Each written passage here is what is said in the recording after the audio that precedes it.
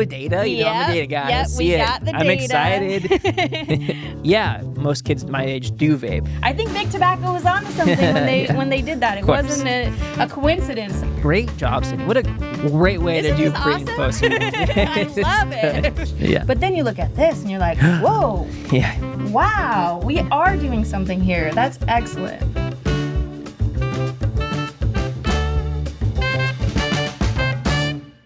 Mitchell, Sidnee, we're back. we're back. We're back, but it's bittersweet because this is our final episode. It's the last one, step 5, evaluation. Yep, we're going to wrap up our strategic prevention framework in a way because we know it's step 5, but we know that this process never ends. It's It never always ends. working on this framework. Yeah. But we're excited to go through this last step, talk about what evaluation is, why does it matter? Yeah, and talk about the types of evaluation. Yeah, 'cause there's a couple different types we'll break down. Step 5, so evaluation. So what is evaluation? Well, it's really just trying to figure out, did the thing go well? Did it work? Yeah, exactly. Exactly, because we don't want to keep doing something if it's not working. It's wasting our time. Exactly. So there's different ways that we can evaluate pieces. Maybe we can just start with, like, what are the 2 types of evaluation that we'll talk about? Yeah, so when we consider evaluation aspects of the strategic prevention framework, we think of it in 2 ways. So there's process evaluation. It's really answering the question, did we do what we said we were going to do? Yeah. So that's more like towards the implementation side of things. We did the program. Did we actually implement it the way that we wanted to? Yeah, and a lot of that process evaluation actually very much overlaps with step 4 implementation. Okay. You're going to be doing and answering some of those questions while you're implementing the program. We talked about how in last episode with implementation, you adjust, you make real life changes based on you had a snow day. challenges Bam, we gotta redo that come up. Yeah. Exactly. And so some process evaluation happens during implementation and then also some at the end. And then we have outcome evaluation. Right. And that's really all about, did we have the influence on our risk and protective factor that we wanted? Did we make that change to our short-term goal and to our long-term goal? Okay. And why is it important that we actually evaluate our programs? Well, this is really important, right? Yeah.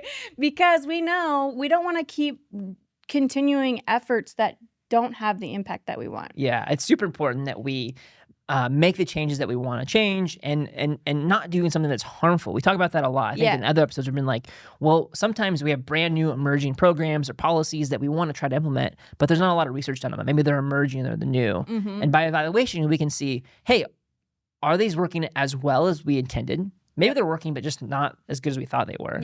Or maybe they're having some negative impacts. Right. And we definitely want to avoid those negative outcomes. If we're having negative outcomes from programs or policies, we have to make changes, right? We either need to, scrap the program, revamp the program, choose a different program. Yeah. And we won't know if we need to do that if we don't do our evaluation properly. Yeah. So really important to get your evaluation done. So what else should we know about evaluation? I think it would actually be fun to do this little practice. Okay. Yeah. Trying to differentiate some of the process versus outcome evaluation. Because when we end up going back to our logic model, we end up posing questions. These are evaluation questions that are going to help us answer the questions. Did we do what we said we were going to do? Process evaluation. Did we get the outcomes that we wanted? Outcome evaluation. Okay. But within those, we have specific questions. And so to give our audience, some more real-time learning, we're going to go through a few of these questions and together decide, is this a process evaluation question or is this an outcome evaluation question? Yeah. And that's going to help us to decide, did we do the program right as we wanted to, and did we get the outcomes we needed? So this is we've figured out the program. So for Catch My Breath, we decided, hey, we've done research. Catch My Breath is a class I want to go. We've now implemented it with the research that it tells us to implement with. Yep. So for example, I think it's 4 classes, 35 minutes each class, 4 weeks apart. These are all the things that we've done so far. And now we're at this evaluation step where we need to figure out, what questions should I ask to know if the program is doing well or not. Exactly. And so how do we figure out those questions? So these are a couple of example questions I believe that we can go through, but we're going to decide whether these questions are evaluation questions or process questions. Yeah, process evaluation or outcome evaluation. Yeah, because sometimes what happens is we won't get the outcome we want, and it can be easy to immediately say, well, then that was not a good program. Right. But sometimes it's not about the program you choose, it's about how it's implemented. Yeah. And so as we talked about in our last episode, implementation quality is really important. Following that recipe to fidelity is important if we want the desired outcomes. Yeah. So, and real quick, if you want to learn more about adaptation fidelity, check out our last episode where we talk like all in depth about that. But carry on. Yeah, absolutely. So it's important to make sure we have the process and the outcome questions. If we just evaluate outcome and say we didn't have any change, like in knowledge, most people would immediately say, well, the program didn't work. Right? Right. But maybe you go back and you look at some of the process of how the program was done and you ask the questions, did all lessons get implemented? Right. Did each lesson go the length that it was supposed to? And maybe you start noticing that there were some no's to some of those questions. And so the process of implementing the program did not go as planned, and therefore you can't expect the outcome. Yeah. So there's really important to consider that, because maybe it's not the problem with the program. Maybe it still is a fine program and it could work for your community, but we need to improve our process. Yeah.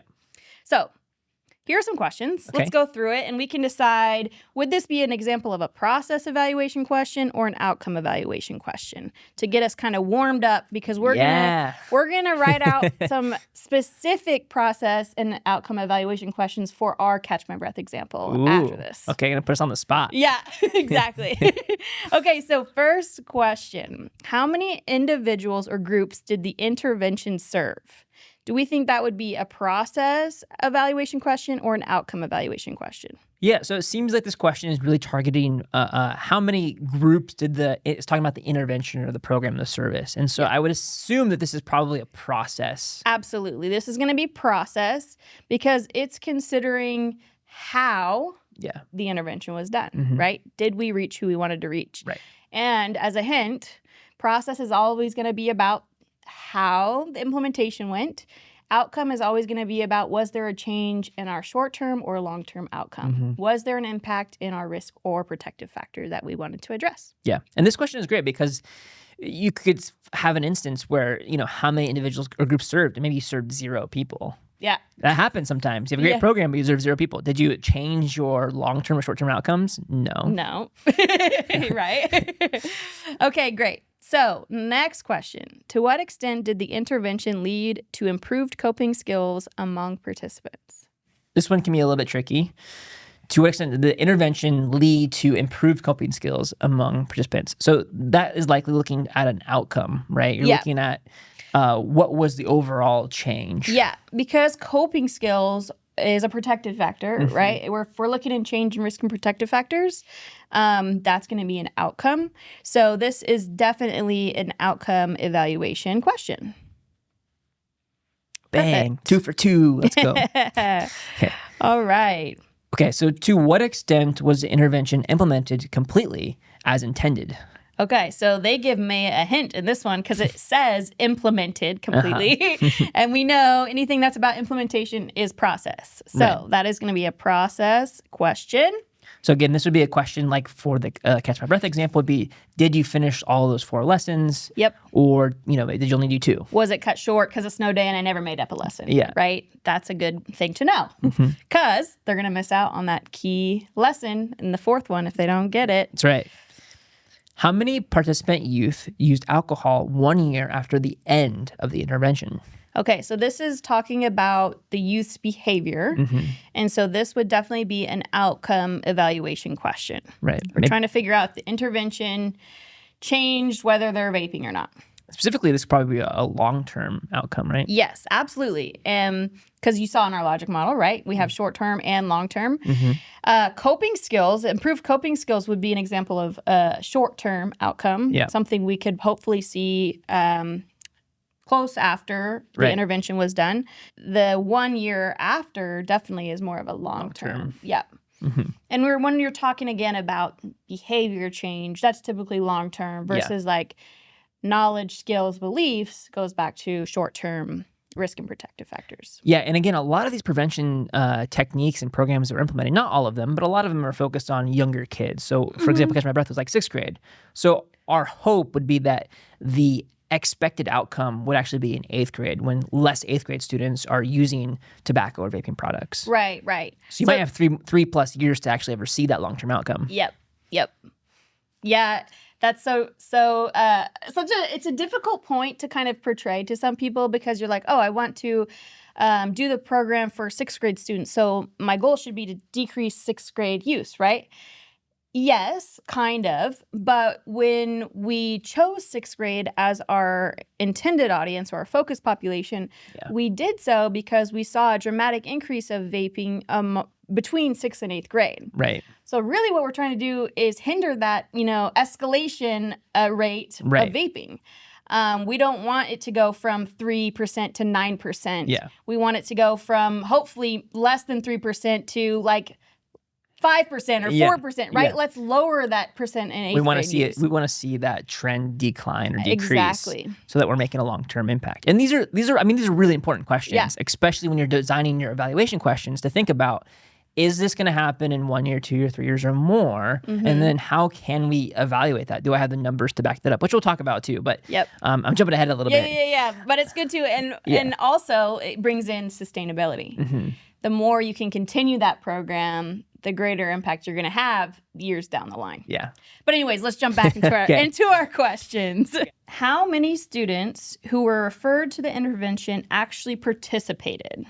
So this is likely going to be a process evaluation because it's asking about did the students actually put in work or effort, participate within the intervention that we're talking about. Yep. It's like trying to figure out, well, if the target was 600 students, did we reach 600 students or was it 400 students? Yeah. And if there's a discrepancy there, why? Right? That's a process question. What cultural adaptations were made to the intervention? So this one's certainly a process because we're talking about adaptations to the intervention, not necessarily a long-term outcome. Yes, exactly. Okay, 2 more. Okay. Were the people exposed to the intervention representative of the population the intervention was intended for? Yeah, so again, another good process question. It's just checking to make sure you're actually, so in the example of 6th graders, our goal is to get Catch My Breath education to 6th graders. Some schools asked for 10th grade. We gave it to them, said, okay, fine, we'll do this, but really our intention was for 6th grade. So that's a question for your process to say, are you hitting the right grades that you're wanting to? Right, because that difference could influence outcomes. Yeah, it'll change your short-term and the long-term. If you want to change behaviors in 6th graders, but then you're giving the class to 10th graders, then you won't change. You're not going to be changing 6th graders. Minds. Yeah, exactly. All right. And the last one. After the intervention, did people exposed to it have more positive normative beliefs compared to those not exposed? So positive normative beliefs is really like thinking that most people are engaging in healthy behaviors, which is typically true in a community. Lots of times, especially young people, they think that the norm among their peers is drug use, is substance use. Which is just not true. We know from data and surveys, valuations, that most students aren't using. And so part of kind of what we do is changing their perception that most peers aren't using. And that was actually one of our risk factors for the Catch My Breath program, is trying to change the belief that most of their peers are vaping. Right. So I think because we are not changing anything within how we're implementing the project, we're really focusing on the risk and protective factors, that this is likely going to be linked to a short-term outcome that hopefully we can measure. So this will be an outcome. So now that we've worked through the 2 different types of data evaluations, let's actually apply those to our logic model. So we'll bring up our logic model here. We'll have those evaluation questions, but also we want to know the data sources that we can link them to. Like where can we answer that question is even something that we can get our hands on to fully understand it. Maybe we can go through this and fill this table out on our own. Yeah, exactly. So if you've been following along with us, you know we've built this logic model, and I'll pull it up again. Our goal was to address youth vaping. That was our priority problem. And that links to our desired long-term outcome, to decrease youth vaping. We had some associated risk factors that we wanted to address that we knew would influence youth vaping. It was to, or the first risk factor was that there's a low perception of harm around vaping. And the second being that most youth believe that their peers are vaping. Right. So we saw those risk factors. We were like, what program, policy do we implement? You and a whole group of people did a whole bunch of work around this and decided that Catch My Breath vaping education program is the one that we're going to implement. Yes, we decided Catch My Breath. It was an evidence-based program. It was shown through research to address our risk factors that we wanted and achieve these short-term outcomes of increasing perception of harm. Which we linked to our risk and protective factors. Exactly, back over here, and increased understanding that most youth don't vape. Again, linking right back to our risk factor of interest. And so basically what we're going to do is we're going to expand our logic model to include some important evaluation questions that we would need answered to know whether or not, one, our program is being implemented as we intend, and then two, if we're achieving our desired short-term and long-term outcomes. And so basically what we do is at each step within our program, we are going to insert a process evaluation question. Really, it's a series of questions. We're probably just going to do a couple here as examples, and then we'll move out within our model and start asking some outcome evaluation questions. And then once we have the second row figured out, we'll move on to the next one where it's like, okay, well, do we actually have a source for that? If not, we're going to have to come up with one, or we're going to maybe have to change our evaluation questions. So, starting with the program itself, Catch My Breath, if we need a couple process evaluation questions, what do you think might be a couple good ones? Well, one of the big ones would be like, are we reaching our right audience? Is it the right audience? Were 4 lessons completed? I think is a big one. The big snow day. What do we do, Right? So those are a couple examples of process evaluation questions that are specific to the Catch My Breath program. Really, a lot of the process evaluation questions are going to look similar. It's, did you follow that recipe that we talked about during implementation? And then when we go out in our model, further out, we're now having to ask outcome evaluation questions. And these, again, are going to directly address our risk and protective factors of interest. Usually when you do these models, you do it per risk or protective factor. So let's focus just on low perception of harm for now. Because you can actually get a lot of questions per risk or protective factor. And so if we think about low perception of harm, like the obvious question might be, do you think vaping is harmful, right? Is vaping harmful? But we could also maybe break that up a little bit further with some different questions. Like, we know water vapor plays a big role. Kids think it's just water vapor. So guess, is vaping just water vapor? Is it just water vapor? Because again, it's their perception. And sometimes you have to figure out, what are those misperceptions? Do we directly ask about those? We're going to have better understanding of what's clicking and what's not about the vaping. So is it just water? Let me put that. And then within our education, that's a thing that we could change, right? We could talk about that. Right. So you could have a pre and post question to decide, does it actually make a difference? What are some other dangers of vaping that maybe are misperceptions among youth? Like health hazards, like does it cause cancer? Or like, what are the other chemicals in it? Mm. Do they know it has nicotine? Does it have Do they know it has nicotine? the the other harmful chemical, flavors. There's so many. Yeah. So maybe something about like harmful chemicals. I'm just going to put that as shorthand. Okay. Harmful chemicals, ? Do they understand its components and how it could be hazardous to their health? Yeah.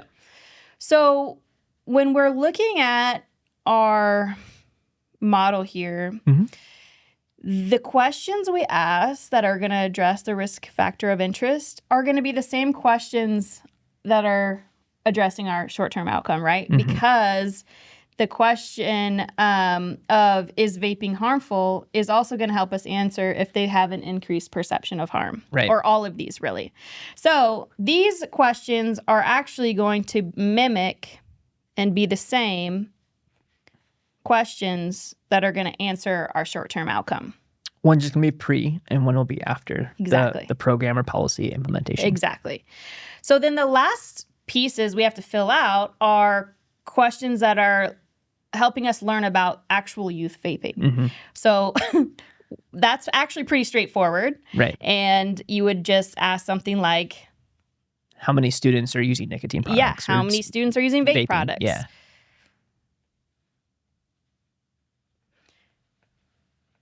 How many are vaping? What percentage of them are? Yeah, exactly.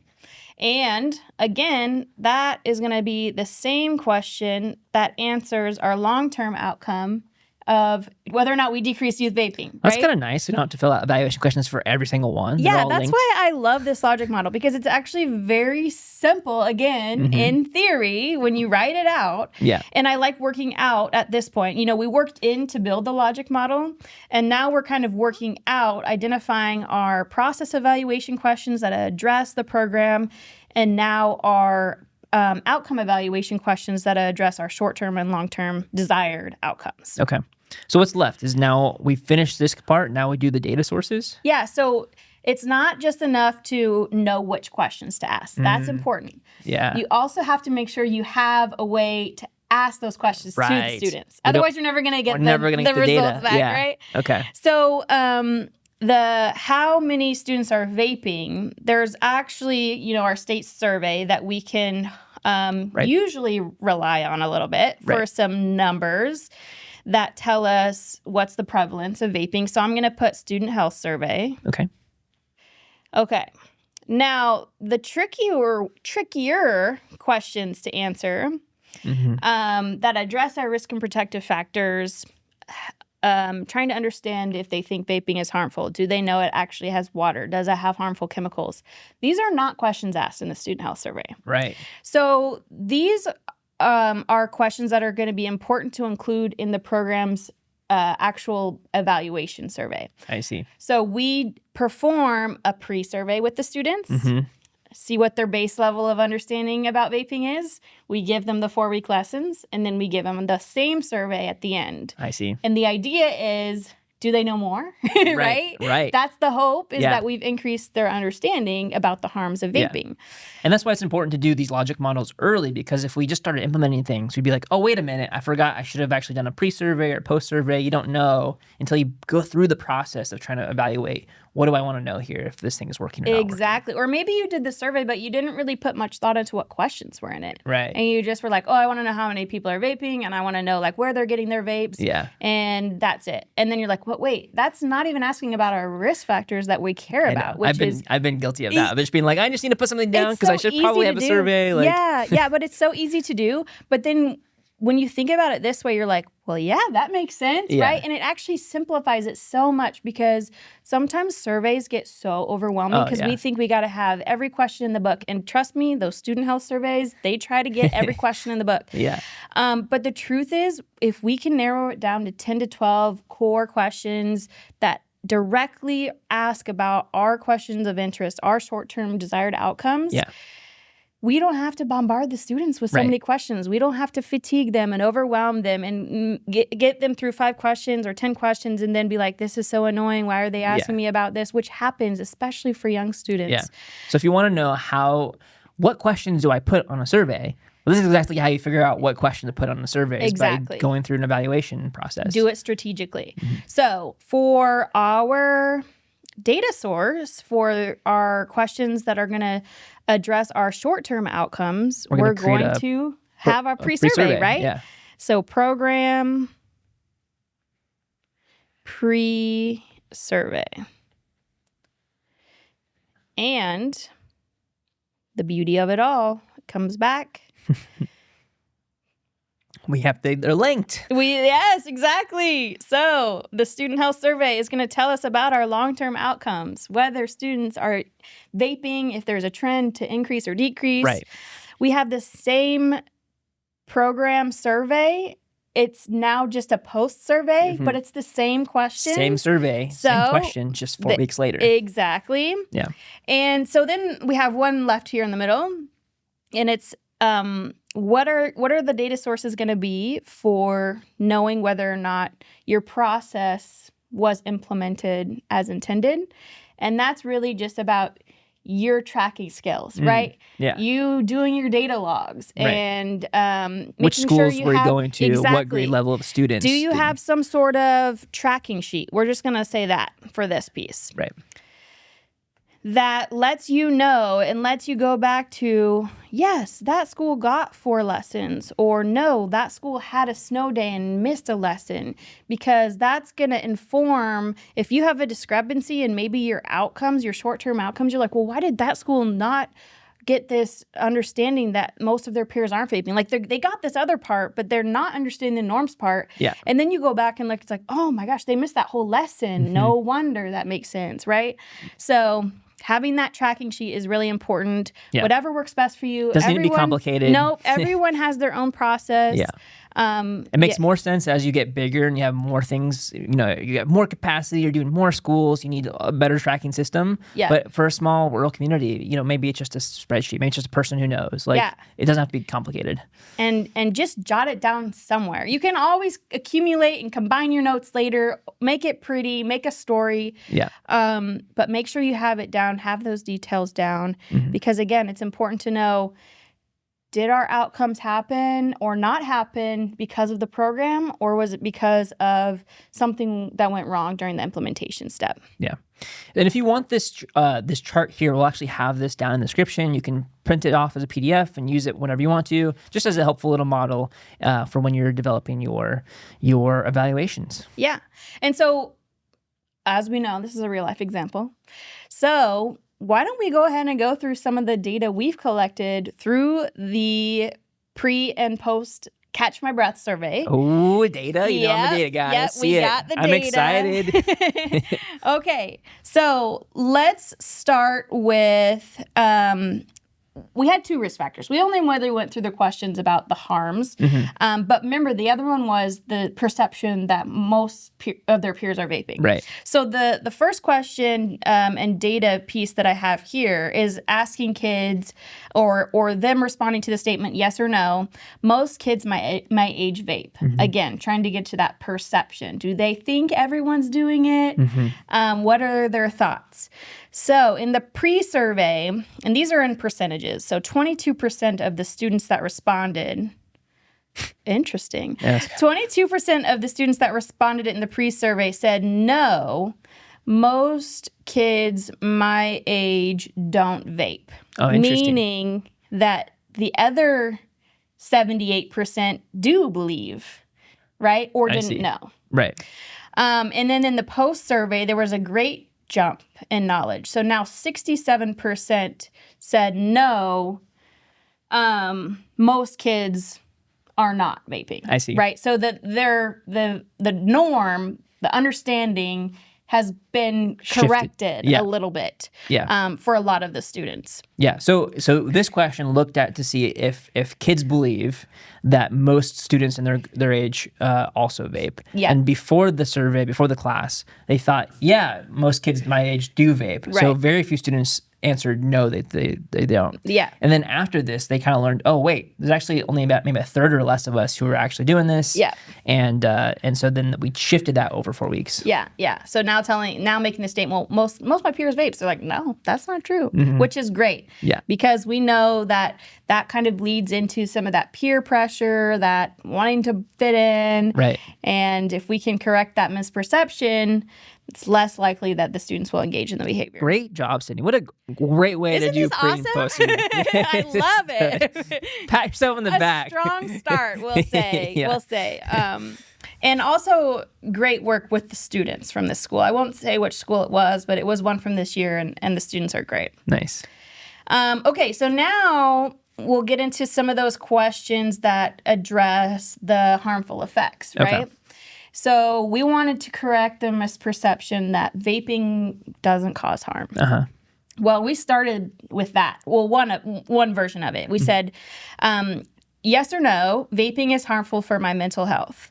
And in the pre-survey, 84% of students said, yes, that's harmful, which is good, right? Yeah. And in the post-survey, it was 88%. So a small increase. Slight increase, nothing drastic. Overall, most students understand this. And then you're wondering, well, that's interesting. Like, because the question is so vague, we kind of go back to those other more specific questions about, well, what are the misperceptions? Is it about water? Is it about the nicotine? And so we made sure to include those as well.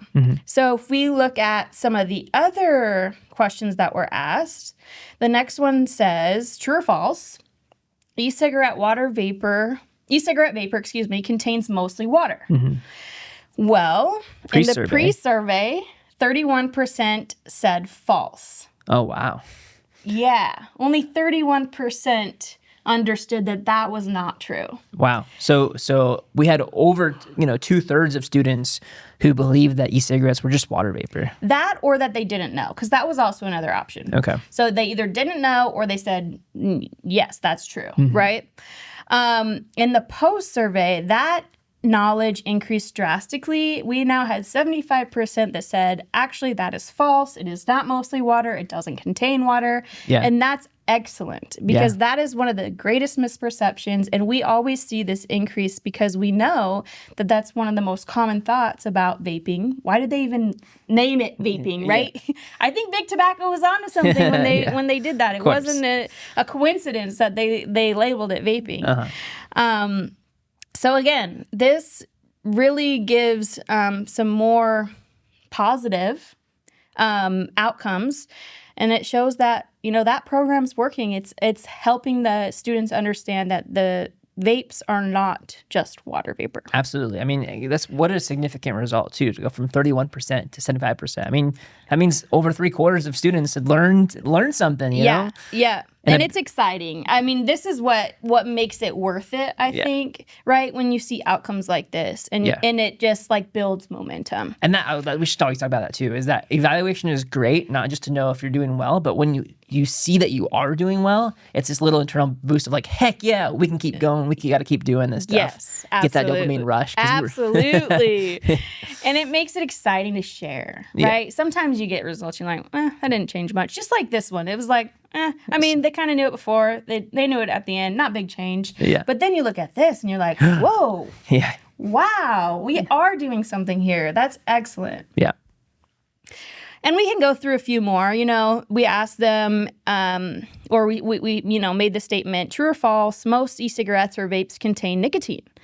And 72% understood that was accurate, in the pre-survey. That went to 92%. Yeah, it's a big difference. Yeah, almost all students at that point were understanding that, they do contain nicotine.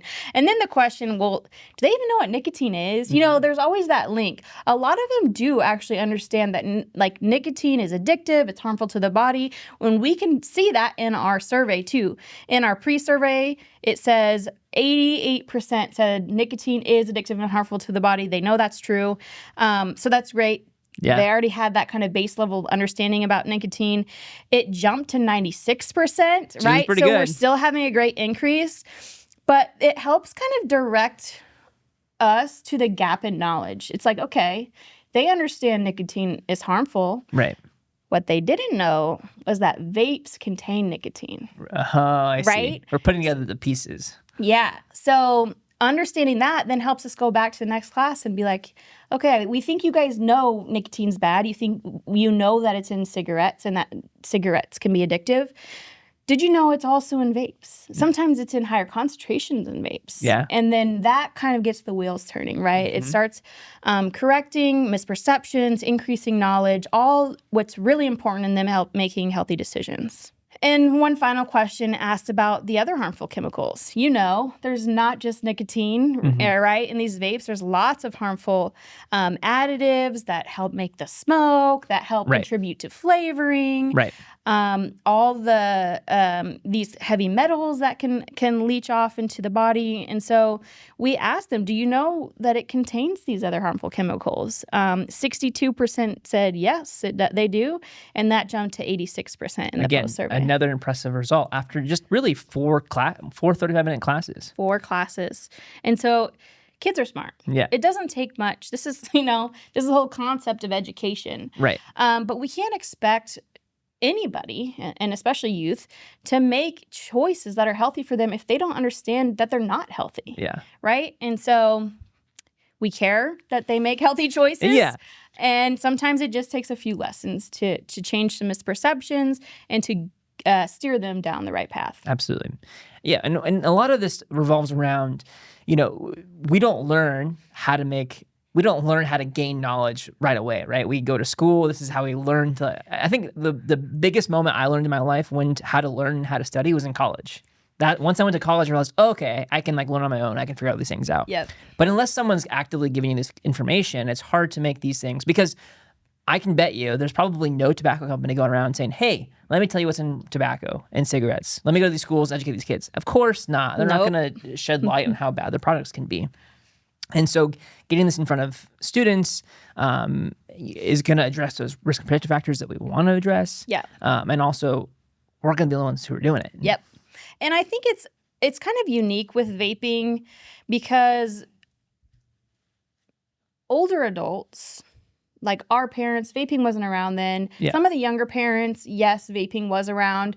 But because it's so new, it's still, not researched that well about long-term impacts. Yeah. We do know some of short-term outcomes. We do know what these chemicals can do to the body. Yeah. And we are starting to see more and more of that. But because of how that big tobacco has kind of advertised vaping and made everyone believe it's a safe alternative to smoking and that, it could just be water vapor. We don't know. They didn't tell us, right? Yeah. That even parents are kind of at a loss on what is the right thing to do. What is the right thing to tell my parent or my child? Yeah. And so no fault is this anybody's fault, right? We are just here to help correct misperceptions. Yeah. And most people in the community have them. And it doesn't matter if you're an adult, a child. We're trying to change it for the community because we know that the more people that understand the truth about vaping or whatever, vaping in this case. The more informed you are about the thing that you may or may not use, the better informed you are to make a better decision for yourself. For yourself and then also for influencing others. Absolutely. So again, it's that ripple effect. The more we can educate, the young people now, by the time they're adults and having children, they'll know what to say to their kids. Yeah. And so hopefully that, problem won't continue. Yeah. And to wrap all this up, this, again, why we do a great evaluation is to be able to take a look at these types of things and say, did we do the thing that we wanted to do? Did we get out education? Did kids learn something? It's like, yeah, they did learn something. Why did kids take tests in school? Did they learn some stuff? Yeah. They know the answers. Exactly. and it's great too. So again, we have our short-term outcomes, which again are addressing our risk factor of interest, and our long-term outcomes, which is decreasing youth vaping. Do we have some of that data? We do, actually. So this is great information too. This came again from the Student Health Survey. That was our data source. Okay.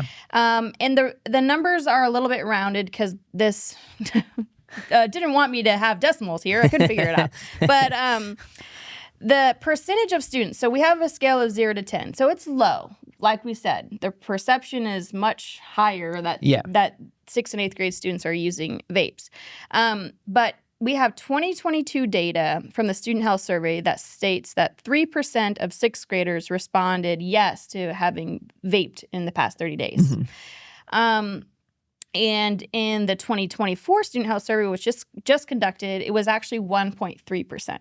So we had a decrease, right? It started small, it get even smaller. Right. Sometimes the significance of that is hard to say. Do you do a significance test? What does it say? Yeah. We're not going to get into the mathematics of it. I know you could take we'll us do there. an episode on that later. But the trend is down, right? Even though hard to say. And by the way, what? 2 points is not always sufficient for a trend, right? Yeah. It would be better if we had, 2020 data. When we get 2026 data, we'll see better trend lines. When you have a longer period of time, you can see things over time. Easier. But anyways, we did simplification with 2 points. And also because this was the time frame in which we did catch my breath, so I kind of wanted to make it relevant. Right. But what's interesting, so remember how I said we chose sixth grade because there's an increase in use between sixth and eighth grade within our county. So you can see that here in the 2022 data, 3% of sixth graders were using, 9% of eighth graders were using. So the goal, again, was not only to decrease 3%, but to decrease the 9% because we didn't want that trend to keep going up.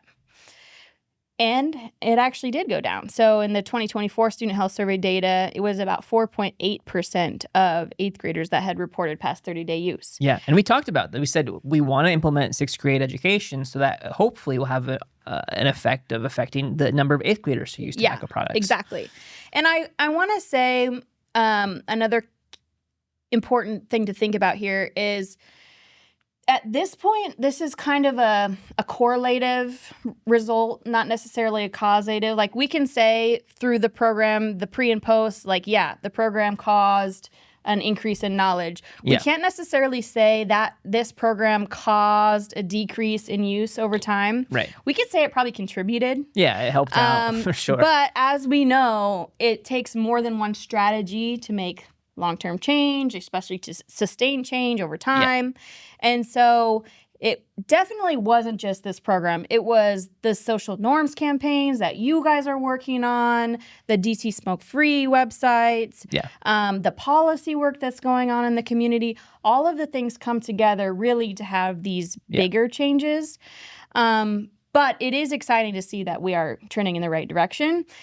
And so you can probably say, yes, this is contributing because we are getting the results that we want. And we know that these factors contribute to vaping. Absolutely. And the thing is it's not an end all be all, right? We could switch our data source potentially. And I think we've tried working about this, but we could change our data source from the Student Health Survey to maybe a little more local story, maybe just the classes in which we do catch my breath. Yeah. And we can monitor those over 3 years or something like that. And we actually do that too. So within our pre and post survey for Catch My Breath, we also asked, hey, have you vaped in the last 30 days? Yeah. And so that's also good data to compare even to the Student Health Survey data. Are they trending in the right direction? Is the Student Health Survey data a reliable source for our community? Right. Is it a better survey than what we're collecting? Or is ours falling short for some reason not matching theirs, right? If there's discrepancies, it just opens up questions, which are good to address. If they're in alignment, that's great. Yeah. There might not be exact numbers between the two, but at that point, you're looking more at trends. Yeah. You do all the steps, right? You figure out your problem through your assessment. You figure out what you have in your community to address the problem through capacity. You identify a plan, a strategy to address it. Hopefully it's evidence-based, maybe. If not, you're, kind of building one, grassroots style.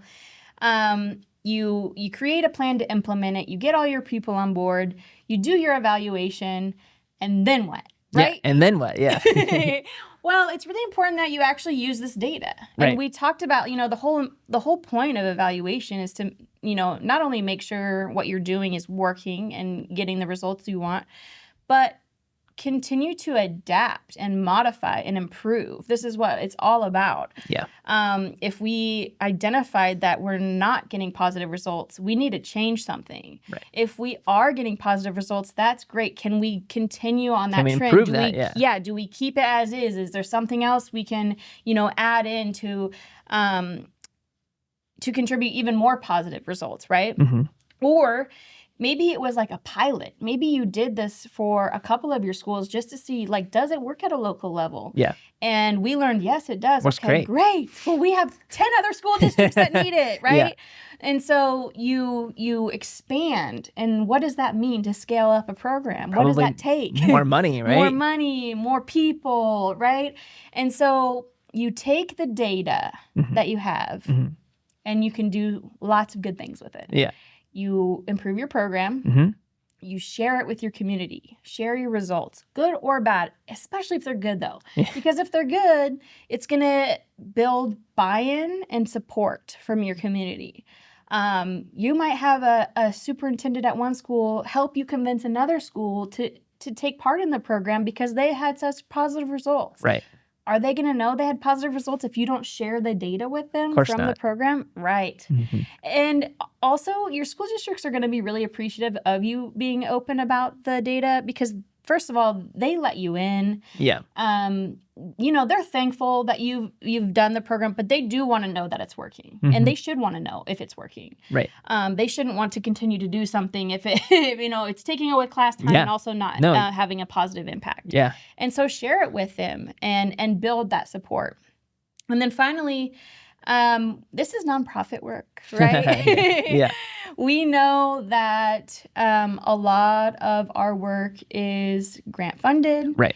And there's a special skill in portraying data in a way that tells a story to grant funders that either will convince them or not convince them to continue to fund your projects. Well, funders, are looking for places they have money that they want to allocate to the community, and they want to allocate those in places that are going to be well spent. Yep. And so us evaluating these programs is us collecting data just to show off, hey, this program works very, very well, and this is the benefit, and your dollar, is invested in the community in this way and causing these great outcomes. And so we really need that good data to then help with our grant projects, help with our grant writing and our funding, and really help others make that decision to invest in our communities. Yeah. Let them know this is a smart investment, right? This isn't going in blind. This isn't a gamble with your money. Right. We've proven we're doing something. We're making a difference. Please help us continue to make this positive difference. Yeah, absolutely. Especially like with Catch My Breath, where it's like, hey, we've made this much of an impact. Here's all of the data that we have from these few schools. Now we want to expand this to the rest of the county, to the rest of the school districts, but we don't have, the full capacity or the funding to actually do this. And Can you help us out? Yeah. Right? Yeah. And they do. There are a lot of organizations that care. They want to put their money to good use. And sometimes it's not even money, right? Sometimes it's like just having another person to teach the class. Yep. And maybe another organization doesn't have money to fund that, but they have a person who can train and do that. Absolutely. Yeah. Thinking about different types of capacities, right? But you can't really do that if you don't have the data to share that this is working. We want your help to continue this strategy that's making a positive impact in our community. Yeah. Well, thanks so much for making it to the end of this episode of evaluation. We want to leave you with some key takeaways that you don't forget. If you were busy and tuned out everything, at least walk away with these 3 things. The strategic prevention framework is a roadmap, and we use it to make prevention intentional. Second, make sure to apply the framework to your community. Sometimes we get so caught up in using evidence-based practices, but we also want to make sure that we're keeping in mind our cultural competency. And finally, it takes a village, right? This prevention work is difficult to do in silos. Lean on your partners, lean on your people, and work together to make this important change in the community. Yeah. Become partners in prevention. Yep, exactly. Well, thank you so much for sticking around for this episode. I know Sidnee and I had a lot of fun putting this podcast together. This is our final episode of this series, but I think we'll have some new exciting episodes in the future on maybe some different topics. Yeah, we'll see what's up and coming. Who knows? If you want to learn more about the Strategic Prevention Framework, we've included a link with all the handouts that you can find down in the description, along with a couple of templates that we've actually created ourselves as we were developing these episodes. So feel free to use any of that. It's all free. It's all from SAMHSA. I think all from SAMHSA? Yep, SAMHSA and the PTTC, Prevention Technology Transfer Center. They've provided lots of, logic model examples and templates that we've used here today and that we're going to link for you to use as well. Absolutely. So we're including everything down in the description. Click it there. Check out our website, DCSmokeFree.com, if you're interested in tobacco news, information, quitting smoking, all of that. And finally, don't forget about our survey where we evaluate how well this podcast is going. And you can fill that survey out and perhaps win a Dutch Bros gift card. Because we all need the coffee. We all need that coffee. Come on now. Do great things, people. Yep. Proud of you. Thank you for following along the journey. We've enjoyed it so much so far. We enjoyed making every single episode. We've enjoyed planning these out. It's just been a really big blast. And so thank you for joining us on Partners in Prevention. And thank you for being our partner in this prevention work we do. Bye, everyone.